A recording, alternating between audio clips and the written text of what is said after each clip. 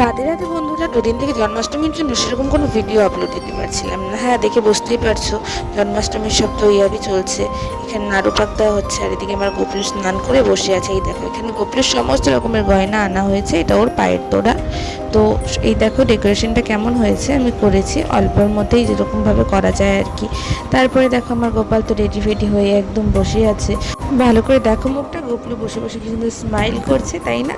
হ্যাঁ, এদিকে দেখো আমরা কিন্তু ভোগ চড়িয়ে দিয়েছি। প্রথমে আমরা তালের ক্ষীরটা বানিয়ে নিচ্ছিলাম, আর অন্যদিকে পায়েসটাও বসিয়ে দিয়েছিলাম।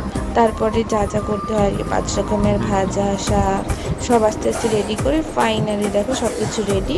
বন্ধুরা, আমি কিন্তু প্রতি বছরই এইভাবে গোপুরের জন্মদিন সেলিব্রেট করে থাকি। তো তোমরা কারা কারা সেলিব্রেট করো কমেন্ট করে জানিও। আর আমার ভিডিওটি ভালো লাগলে অবশ্যই লাইক কমেন্ট করে দিও, আর অবশ্যই শেয়ার করে দিও।